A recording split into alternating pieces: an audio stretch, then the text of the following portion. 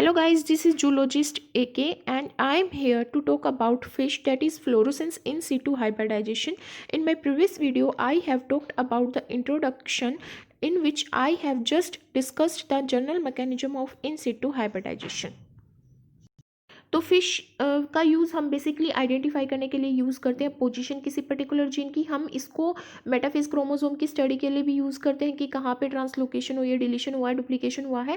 और interface chromosome को भी यूज़ करते हैं। इंटरफेस क्रोमोसोम को यूज़ करने का एक एडवांटेज है कि कुछ सॉलिड ट्यूमर होते हैं जो जनरली डिवाइड नहीं होते, तो उसमें हम यूज़ कर सकते हैं। और इंटरफेस क्रोमोसोम का यूज़ करने की एक और एडवांटेज ये है कि इंटरफेस क्रोमोसोम को हमें उस सेल को बहुत बार ये कल्चर नहीं करना पड़ता, ये नहीं देखना पड़ता कि वो को किस स्टेज में है, डिवाइड हुई या नहीं हुई।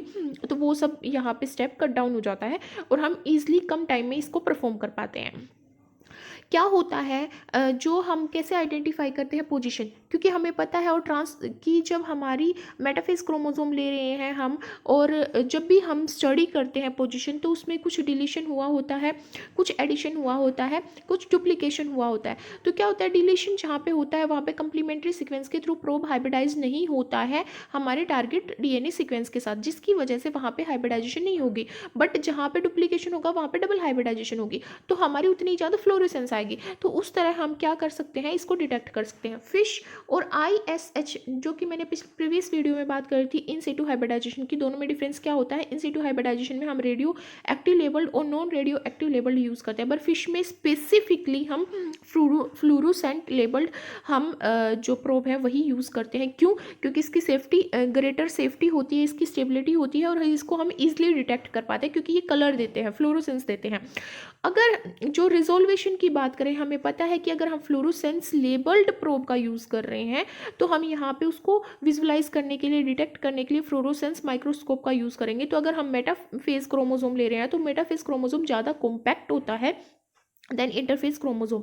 तो मेटाफेज क्रोमोसोम का जो हमारा मैप डिस्टेंस आएगा वो मेगा बेसिस में आएगा, और इंटरफेस का हम क्रोमोसोम ले रहे हैं तो उसमें 10 to thousands of kilo basis हमारा क्या आएगा, मैप डिस्टेंस आएगा।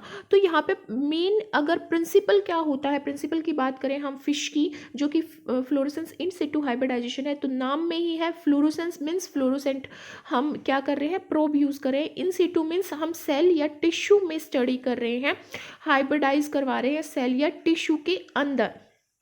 ठीक है, तो प्रिंसिपल हम देखते हैं कि प्रिंसिपल क्या है। इसमें हमें सबसे पहले रिक्वायर होता है डीएनए प्रोब्स, डीएनए प्रोब और टारगेट डीएनए सीक्वेंस। हम प्रोब कुछ भी यूज़ कर सकते हैं, आरएनए भी यूज़ कर सकते हैं, सिंगल स्टैंडर्ड डीएनए और डबल स्टैंडर्ड डीएनए, जो मैंने अपनी प्रीवियस वीडियो में बात की थी कि डिफरेंट टाइप्स के प्रोब्स हम यूज़ कर सकते हैं। हाइब्रिडाइजेशन से पहले हमें जो प्रोब्स हैं वो लेबल करने होते हैं, और लेबल करने के लिए हम निक ट्रांसलेशन, रैंडम प्राइम्ड लेबलिंग करेंगे, PCR वगैरह करेंगे। ये सब प्रोसीजर हम परफॉर्म करते हैं लेबलिंग करने के लिए। और लेबलिंग यहाँ पे की जाएगी फ्लोरोसेंट जो हमारा मॉलिक्यूल होगा उसके साथ, लाइक डिग यूज़ करेंगे हम, DIG यूज़ करेंगे, या फिर डिग ऑक्सीजनिन होता है DIG, या फिर हम बायोटिन वगैरह यूज़ करेंगे यहाँ पे। तो जो लेबलिंग स्ट्रेटेजी होती है वो यहाँ पे 2 टाइप्स की होती है, एक डायरेक्ट होती है, इनडायरेक्ट होती है। यहाँ पे हम देख सकते हैं ये हमारा प्रोब है, इसको हमने पहले क्या किया, इसको हमने लेबल्ड किया। लेबल यहाँ पे क्या है, हमारा डायरेक्ट है, इसलिए यहाँ पे हमने फ्लोरोफोर या फिर जो भी हमारा फ्लोरोसेंस इमिट करने वाला जो फ्लोरोक्रोम है उसको हमने डायरेक्ट बाइंड कर दिया। फिर उसको डीनेचर किया, डीनेचर के साथ करने के बाद हमने अपने टारगेट डीएनए के साथ उसको क्या कर दिया, हाइब्रिडाइज कर दिया। बट इनडायरेक्ट में क्या होता है, इनडायरेक्ट में हम प्रोब को फ्लोरोफोर के साथ डायरेक्टली क्या नहीं करवाते, अटैच नहीं करवाते। यहाँ पे हम हेप्टेन का यूज़ करते हैं। हमें पता होता है हेप्टेन्स वैसे मोलिक्यूल्स होते हैं जो इम्यूनिटी को इम्यूनाइज करने के, मतलब इम्यून सिस्टम को इनिशिएट नहीं कर पाते, वो इम्यूनिटी नहीं जनरेट कर पाते, वो उनका मोलिकुलर साइज थोड़ा छोटा होता है, उनके साथ कुछ एडिशनल मोलिक्यूल देने पड़ते हैं, तब जाके इम्यूनाइज होते हैं हम। तो हेप्टेन्स का यूज़ करते हैं हम यहाँ पे बाइंड करने के लिए अपने जो हमारा फ्लोरोफोर है उसको बाइंड करने के लिए हमारे प्रोब पे। फिर उसके बाद हम डीनेचर करते हैं और उसको हाइब्रिडाइज करते हैं। फिर यहाँ पे हम जब हेप्टेन का यूज़ करते हैं तो यहाँ पे एक एडिशनल स्टेप आ जाता है, जब हम डिटेक्शन करते हैं अपने जो हाइब्रिडाइज्ड सीक्वेंस को। तो यहाँ पे क्या होता है, हेप्टेन को यूज़ करने के लिए हमें नॉन फ्लोरेसेंट का यूज़ करना पड़ता है मैकेनिज्म का, और वो मैकेनिज्म होता है हमारा एंजाइमेटिक और और इम्यूनोलॉजिक डिटेक्शन मीन्स कि जो हमने आइडेंटिफाई, जो हैप्टेन हमने यहाँ पे लेबल किया है उसी के अगेंस्ट हम कुछ एंजाइम देंगे, जिसकी वजह से और यहाँ पे एक एडवांटेज भी रहती है कि हम बहुत ज़्यादा हेप्टेन यूज़ करते हैं तो उसके अगेंस्ट हम एंटीबॉडीज़ यूज़ करेंगे या फिर उसके अगेंस्ट हम इंजाइम्स यूज़ करेंगे। तो जितने ज़्यादा इंजाइम्स और एंटीबॉडीज़ उससे बाइंड होगी उतना ज़्यादा हमारा सिग्नल एम्पलीफाई होगा। तो यहाँ पे डिटेक्शन अच्छी होके आती है इनडायरेक्ट मेथड में। तो प्रोसीजर की बात करते हैं कि फ्लोरोसेंस इन सिटू हाइब्रिडाइजेशन कैसे होती है। तो इसके मेनली स्टेप्स होते हैं। फर्स्ट होता है फिक्सेशन, सेकंड होता है परमिएबलाइजेशन, थर्ड होता है हाइब्रिडाइजेशन, फिर माइक्रोस्कोपी आ जाती है या फ्लो साइटोमेट्री आ जाती है जिसमें हम डिटेक्शन करते हैं। तो क्या होता है कि हम सैंपल लेते हैं, सैंपल हमारा कुछ भी हो सकता है जिसको हमने पैराफिन वैक्स में लिखा है, माइक्रोटोम के थ्रू स्लाइस किया है, 15 to 20 माइक्रोमीटर का जो हमने स्लाइस लिया है उसको भी हम फिक्स कर सकते हैं, या फिर हम अपना डायरेक्ट सैंपल ले सकते हैं मेटाफेज इंटरफेज क्रोमोसोम का, या फिर हम क्रायो प्रिजर्वेशन में जो हमने रखा है सैंपल उसको भी यूज़ कर सकते हैं। तो यहाँ पे हम क्या करेंगे, फिक्सेशन करेंगे। तो जो हमारा हम फिक्सेशन के लिए हम यहाँ पे क्या यूज़ करते हैं, फॉर्मल्डिहाइड या इथेनॉल वगैरह यूज़ करते हैं फिक्सेशन के लिए। और फिर हम यहाँ पे क्या करते हैं, सेल को परमिएबलाइज्ड करते हैं। सेल को परमिएबलाइज्ड करने की जरूरत क्यों होती है, क्योंकि हम यहाँ पे स्टडी कर रहे हैं FISH, that is fluorescence in situ hybridisation. In situ means cell या टिश्यू के अंदर, इसलिए उस टिश्यू और सेल को जिसके अंदर हम टारगेट करें एक पर्टिकुलर जीन को और DNA सीक्वेंस को, उसको हमें परमिएबलाइज करना पड़ता है। परमिएबलाइज इसलिए करना पड़ता है ताकि हम अपने प्रोब को उसमें ईजिली क्या करवा सके, पेनिट्रेट करवा सके। तो यहाँ पे जो परमिएबलाइजेशन है वो बहुत ही इंपॉर्टेंट रोल प्ले करती है, क्योंकि ये प्रिजर्व करती है इंटीग्रिटी और शेप किसकी, सेल की। और ये लाइसिस के दौरान हमारा जो टारगेट जीन है या DNA है उसको क्या नहीं करने देती, लॉस नहीं होने देती। फिर ये क्या करती है, प्रोटेक्ट करके रखती है हमारी टारगेट जीन को, क्योंकि हम सैंपल को स्टोर करते हैं, एनालाइज करते हैं, तो बहुत सारे स्टेप चलते हैं, तो उस टाइम पे ये उसको प्रिजर्व करके रखती है। तो हम देख सकते हैं कि हमारी सेल परमिएबलाइजेशन हो गई है, जो कि यहाँ पे हमने राइबोसोम सेल ली है, क्योंकि उसमें हमारी राइबोसोम हमारी प्रोटीन फैक्टर होती है जिसमें हमारी ट्रांसलेशन वगैरह होती है। तो ये परमिएबलाइज्ड हो गई है। फिर हमने प्रोब हमारे प्रिपेयर किए, डिफरेंट प्रोब का यूज़ करते हैं। अगर हमने डिफरेंट साइट्स को, अगर हम एक साथ डिफरेंट साइट को वो करना चाहते हैं, स्टडी करना चाहते हैं क्रोमोसोम पे, तो हम डिफरेंट प्रोब को एक साथ यूज़ करते हैं। तो यहाँ पे शो किया गया कि हमने प्रोब को यूज़ किया जो कि फ्लोरोसेंटली लेबल्ड है और वो पेनिट्रेट कर गया और हमारे टारगेट DNA से कंप्लीमेंट्री सीक्वेंस के थ्रू वो बाइंड हो गया। क्योंकि प्रोब क्या होता है, स्मॉल ओलिगोन्यूक्लियोटाइड सीक्वेंस होते हैं जो कंप्लीमेंटरिटी शो करते हैं, कंप्लीमेंट्री बेस पेयरिंग के थ्रू वो बाइंड करते हैं हमारे टारगेट सीक्वेंस से। तो फिर हम यहाँ पे क्या करते हैं, जो है हमारा कुछ प्रोब होता है जो बाइंड नहीं कर पाता, तो वो एक्सेस में होता है, उसको हम वॉशिंग के थ्रू रिमूव कर देते हैं। फिर ये हाइब्रिडाइजेशन प्रोसेस हो गई। फिर हम या तो हम फ्लोरोसेंस माइक्रोस्कोप का यूज़ करते हैं अगर हम विजुअलाइज भी करना चाहते हैं और काउंट भी करना चाहते हैं, और अगर हम बस काउंट करना चाहते हैं कि कितना हमारा हाइब्रिडाइज होता है, फ्लो साइटोमेट्री का हम यहाँ पे यूज़ करते हैं। और बेसिकली हमारा जो फ्लो साइटोमेट्री है वो तब यूज़ किया जाता है जब हम फ्लोरोसेंस माइक्रोस्कोपी का यूज़ करते हैं, जब हम यहाँ पे फैम यूज़ कर रहे हैं। फैम हमारा होता है 6 कार्बोक्सिली फ्लोरोस्चिन, और या फिर CY5 का यूज़ करते हैं, और यहाँ पे CY5 का यूज़ करते हैं हम फ्लो साइटोमेट्री में। अगर हम यहाँ पे ये यूज़ कर रहे हैं तो हम फ्लो साइटोमेट्री का यूज़ करते हैं। बेसिकली हम क्वांटिफिकेशन के लिए फ्लो साइटोमेट्री का यूज़ करते हैं। Coming on the applications of fish हम यूज़ करते हैं कैरियोटाइपिंग के लिए भी यूज़ करते हैं, जब पेंटिंग वगैरह करते हैं हम हमारे क्रोमोसोम की डिलीशन और जो हमारा एडिशन वगैरह है उसको स्टडी करने के लिए, मीन्स क्रोमोसोम ट्रांसलोकेशन को स्टडी करने के लिए हम बेसिकली यूज़ करते हैं। मेटाफेज क्रोमोसोम को, इंटरफेज क्रोमोसोम को स्टडी करने के लिए हम यूज़ करते हैं। और डेवलपमेंटल बायोलॉजी में जब हम किसी mRNA को की कंसंट्रेशन वगैरह को और उसको के सीक्वेंस को आइडेंटिफाई करना चाहते हैं, तब बेसिकली हम फिश का यूज़ करते हैं। फर्स्ट हम अंडरस्टैंड करते हैं कि फिश जो है वो आइडेंटिफाई करती है पोजीशन किसकी, जीन की। क्या होता है, हमें पता है कि हम क्लोनिंग करते हैं, सब अपने जो DNA सीक्वेंस होता है, जो मेटाफेज क्रोमोसोम होता है उसको क्लोन्ड करते हैं। पहले क्लोन DNA सीक्वेंस लेते हैं, फिर उसको क्या करते हैं, यहाँ पे जो क्लोन DNA सीक्वेंस होता है उसको हम हाइब्रिडाइज कराते हैं। यहाँ पे क्लोन DNA सीक्वेंस क्या है, प्रोब का, क्योंकि प्रोब हम क्लोनिंग के थ्रू PCR वगैरह के थ्रू उसको रन करवा के तब प्रोब हम यहाँ पे प्रिपेयर करते हैं। तो जो क्लोन DNA सीक्वेंस है जो हम उसको हम हाइब्रिडाइज करवाते हैं अपने नॉर्मल मेटाफेज क्रोमोसोम के साथ।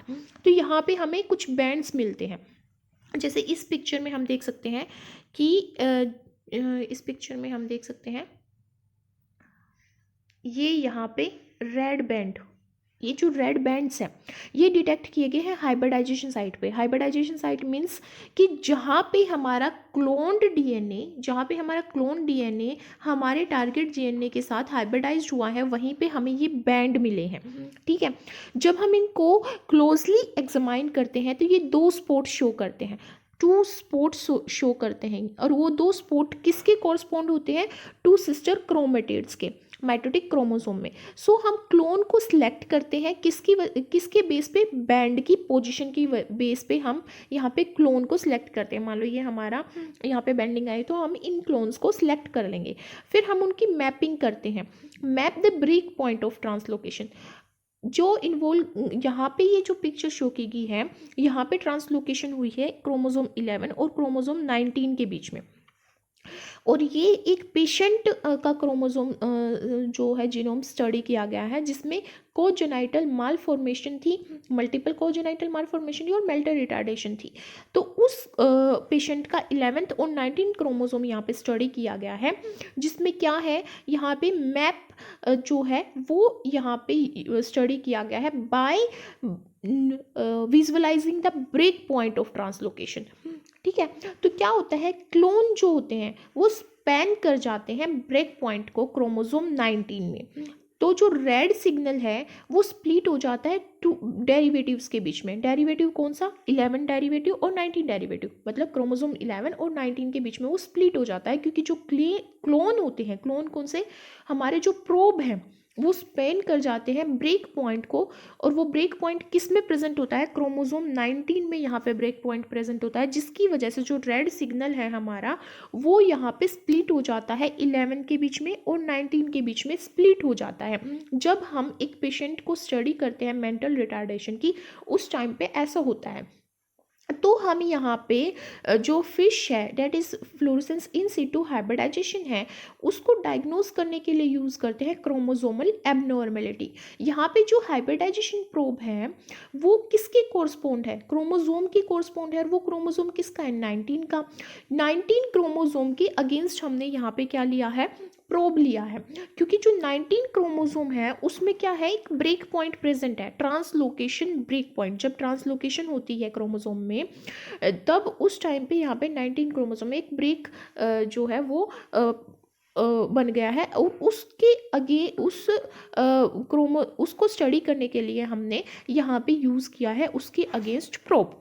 तो one spot correspond to the patient normal copy of chromosome 19। एक तो यहाँ पे स्पॉट किसके अगेंस्ट आता है, नॉर्मल कॉपी के, जो नॉर्मल कॉपी होती है 19 क्रोमोसोम की, और दूसरा जो स्पॉट आता है वो अल्टर्ड के साथ आता है, जो हमारा डिराइव्ड वर्जन होता है क्रोमोसोम 11 और 19 का। क्यों, क्योंकि यहाँ पे इसके बीच में ब्रेक होता है, ट्रांसलोकेशन ब्रेक कंसिस्ट करता है क्रोमोसोम 19, इसलिए हमारा जो फ्लोरोफोर है यहाँ पे जो फ्लोरोसेंट लिया है, जिसकी वजह से यार रेड कलर आ रहा है, वो स्प्लिट हो गया है 11 क्रोमोसोम और 19 क्रोमोसोम की वजह बीच में।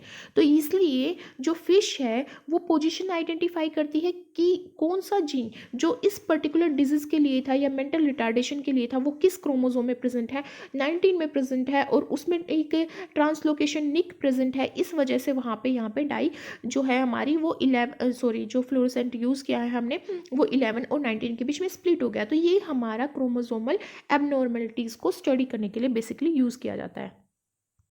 फिश जो है वो यूज़ की जाती है पेंटिंग करने के लिए क्रोमोसोम्स की। हमें पता है हम कैरियोटाइपिंग भी करते हैं क्रोमोसोम की, पर उसमें क्या होता है, सिमिलर से दिखते हैं हमें सारे क्रोमोसोम्स, बट जब हम पेंटिंग करते हैं तो हमें हर एक क्रोमोसोम का अलग अलग कलर मिलता है, जिसकी वजह से हम क्या कर सकते हैं, उसको और अच्छी तरह से आइडेंटिफाई कर सकते हैं अपने क्रोमोसोम में क्या डिलीशन है, क्या डुप्लीकेशन है, उन सबको हम ईजिली अंडरस्टैंड कर सकते हैं।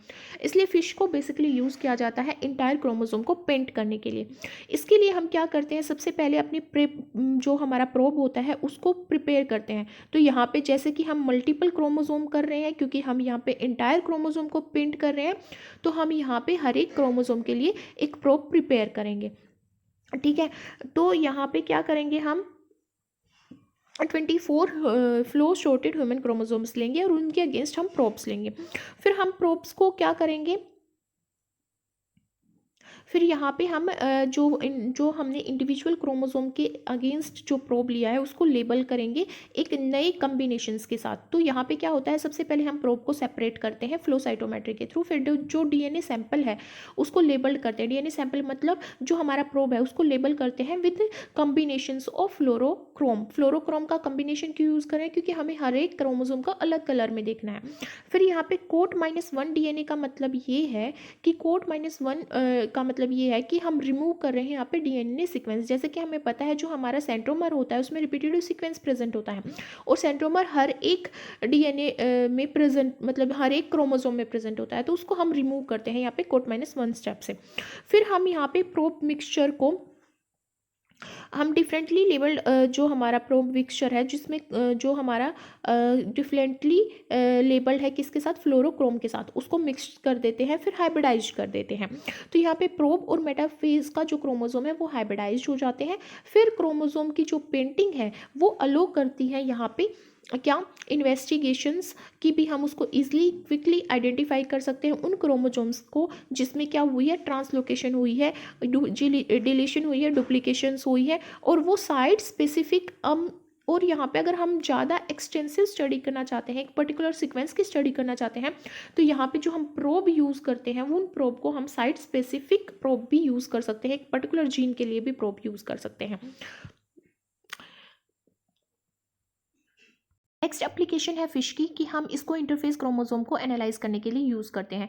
हम इंटरफेस क्रोमोसोम को ही एनालाइज करने के लिए फिश का यूज़ क्यों करते हैं, ये मैं बात कर चुकी हूँ कि इसकी एडवांटेज है कि हमें सेल को बहुत बार कल्चर नहीं करना पड़ता एक पर्टिकुलर डिवीजन स्टेट में लाने के लिए, और दूसरा कुछ हमारे सॉलिड ट्यूमर्स होते हैं जिसमें डिवीजन इतना फ्रीक्वेंटली नहीं होता, तो उनको स्टडी करने के लिए यहाँ पे हम फिश का यूज़ करते हैं। तो एक एग्जाम्पल है जिसमें हम इंटरफेस क्रोमोसोम को स्टडी करते हैं, वो है हमारी एक डिजीज़ जिसको बोला गया है CMT first A. CMT stand for Charcot Marie Tooth disease type first A. इसमें जनरली क्या होता है, ये एक न्यूरोलॉजिकल कंडीशन होती है जिसमें एक क्रोमोसोम होता है, क्रोमोसोम 17 में जीन होता है जो डुप्लीकेट हो जाता है, डुप्लीकेशन होती है उस क्रोमोसोम में, और ये जो जीन है जिसकी डुप्लीकेशन होती है ये जीन कोड करता है यहाँ पे माइलिन शीथ को। हमें पता है माइलिन एक्सोन्स को सराउंड करती है नर्व्स में हमारी, तो उस को कोड करता है, माइलिन शीथ को कोड करता है क्रोमोसोम 17।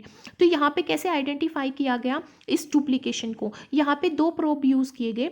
एक प्रोब जो रेड फ्लोरोसेंट डाई से लेबल था, दूसरा प्रोब जो ग्रीन फ्लोरोसेंट डाई से लेबल था। तो क्या हुआ, जो हमारे क्रोमोसोम जो नॉर्मल था उसकी नॉर्मल कॉन्फ़िगरेशन आती है, बल्कि जो डिराइव्ड है, DER stand for derived chromosome 17 जो है जिसमें डुप्लीकेशन प्रेजेंट थी, वहाँ पे जो रेड फ्लोरोसेंट डाई है वो बहुत ही नियर बाय पाई गई, क्योंकि उसमें डुप्लीकेशन हो रहा है, तो वो बहुत ही नियर बाय प्रेजेंट थी। तो इसको हम यूज़ करते हैं फ्लोरोसेंस इन सिटू हाइब्रिडाइजेशन को स्टडी करने के लिए। ऐसी डुप्लीकेशन वगैरह को बस इंटरफेस क्रोमोसोम में कर सकते हैं, माइटोटिक क्रोमोसोम में नहीं कर सकते, क्योंकि माइटोटिक जो हमारा क्रोमोसोम होता है उसमें हमारा जो डीएनए होता है वो क्रोमेटिन की फॉर्म होता है, और क्रोमेटिन की फॉर्म में हमारे डीएनए जो है स्टोन से बाइंड होता है, और उस टाइम पे वो बहुत ही ज़्यादा कॉम्पैक्ट होता है, हम नहीं विजुअलाइज कर सकते डुप्लीकेशन वगैरह, इसलिए हम इंटरफेस का यूज़ करते हैं।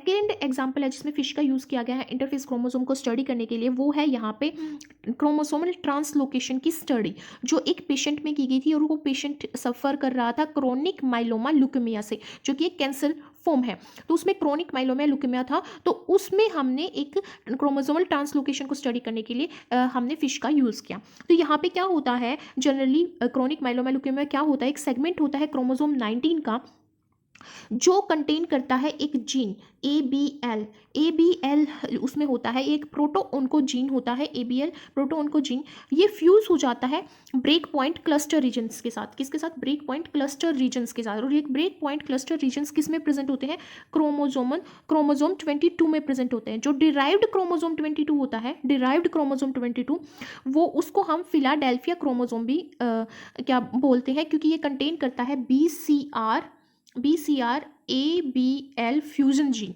BCR break point cluster region and ABL जो कि एक प्रोटो ओन्कोजीन है, इसका फ्यूजन कंसिस्ट करता है ये डिराइव्ड क्रोमोसोम 22।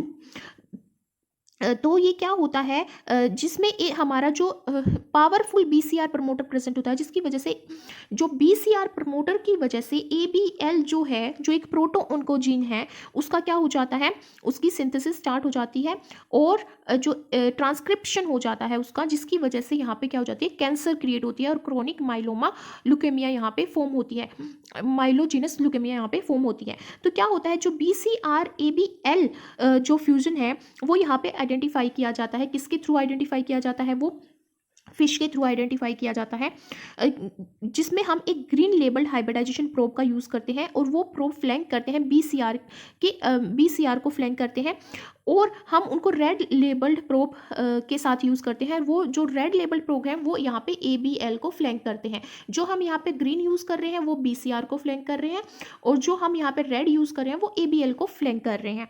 तो इसकी वजह से क्या होता है, जो नॉर्मल कॉपीज होती हैं क्रोमोसोम 9 की और क्रोमोसोम 22 की, वो ग्रीन और रेड फॉर्म में आ जाती हैं, क्योंकि हमें पता है कि क्रोमोसोम 22 में हमारा क्या प्रेजेंट होता है, हमारा बीसीआर प्रेजेंट होता है, जिसके लिए हमने क्या पे यूज़ की है, यहाँ पे ग्रीन यूज़ की है, और 9 क्रोमोसोम में हमारा रेड आ जाता है बैंड, क्योंकि हमने रेड डाई किसके अगेंस्ट यूज़ की है, एबीएल के लिए यूज़ की है।